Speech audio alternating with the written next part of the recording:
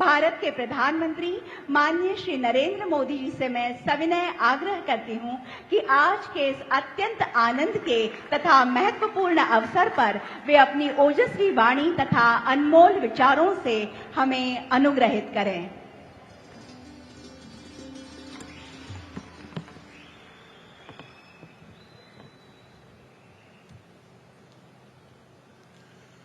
महाराष्ट्र के राज्यपाल श्रीमान आचार्य देवव्रत जी, यहां के लोकप्रिय मुख्यमंत्री देवेंद्र फडणवीस जी, केंद्रीय मंत्रिमंडल के मेरे सहयोगी रामदास आठवले जी, के.आर. नायडू जी, मुरलीधर मोहोल जी, महाराष्ट्र सरकार के उप मुख्यमंत्री एकनाथ शिंदे जी, अजीत पवार जी, अन्य मंत्रीगण, भारत में जापान के राजदूत केइची ओनो जी, अन्य महानुभाव, भाई और बहनों, विजयादशमी झाली, कोजागरी पौर्णिमा झाली आणि आता 10 दिवसांनी दिवाळी।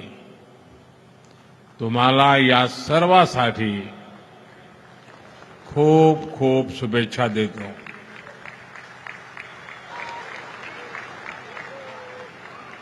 साथियों, आज मुंबई का लंबा इंतजार खत्म हुआ। मुंबई को अब अपना दूसरा इंटरनेशनल एयरपोर्ट मिल गया है। ये एयरपोर्ट इस क्षेत्र को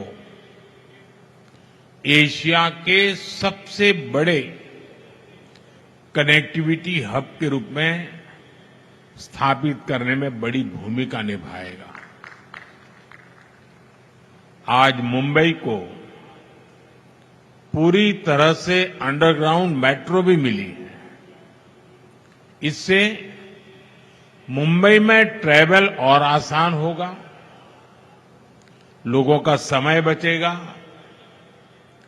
ये अंडरग्राउंड मेट्रो विकसित होते भारत का जीवंत प्रतीक है। मुंबई जैसे व्यस्त शहर में जमीन के नीचे,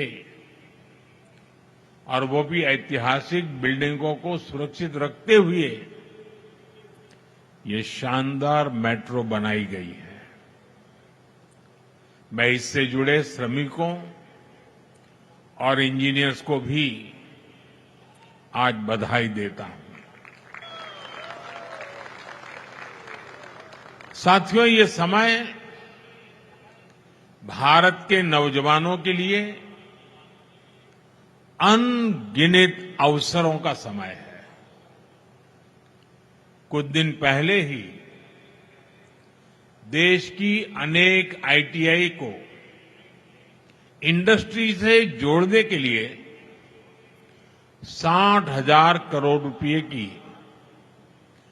पीएम सेतु स्कीम लॉन्च हुई है। आज से महाराष्ट्र सरकार ने सैकड़ों आईटीआई और तकनीकी स्कूलों में नए प्रोग्राम का शुभारंभ किया है। इसके स्कूलों में पढ़ने वाले बच्चों को भी drone, robotics, electric vehicle, solar energy, green hydrogen, ऐसी अनगिनत नई टेक्नोलॉजी की ट्रेनिंग मिल पाएगी। मैं महाराष्ट्र के युवाओं को बहुत बहुत शुभकामनाएं देता हूं। साथियों, आज इस बड़े अवसर पर मैं महाराष्ट्र के सपूत लोक नेता दीबा पाटिल जी को भी याद कर रहा हूं। उन्होंने समाज के लिए, किसानों के लिए जिस सेवा भाव से काम किया, वो हम सभी के लिए प्रेरणा है। उनका जीवन समाज जीवन में काम करने वालों को हमेशा प्रेरित करता रहेगा। साथियों, आज पूरा देश विकसित भारत के संकल्प की सिद्धि में जुटा है। विकसित भारत यानी जहां गति भी हो और प्रगति भी हो, जहां लोक हित सर्वोपरि हो, जहां सरकार की योजनाएं देशवासियों का जीवन आसान बनाए। अगर आप बीते 11 वर्षों की यात्रा पर नजर डालें तो भारत के कोने कोने में इसी भावना से तेज गति से काम हो रहा है।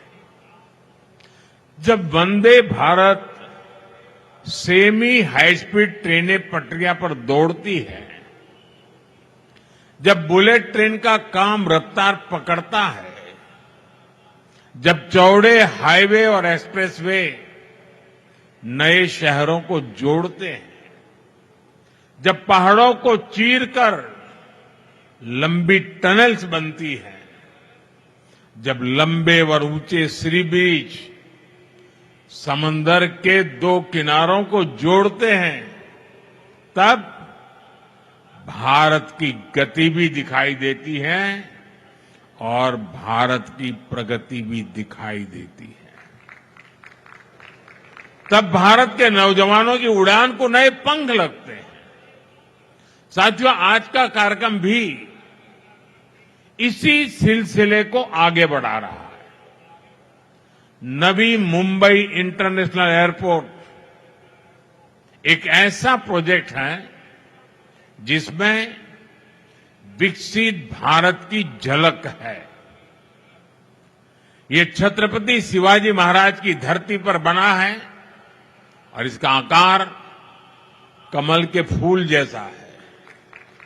यानी ये संस्कृति और समृद्धि का जीवंत प्रतीक है।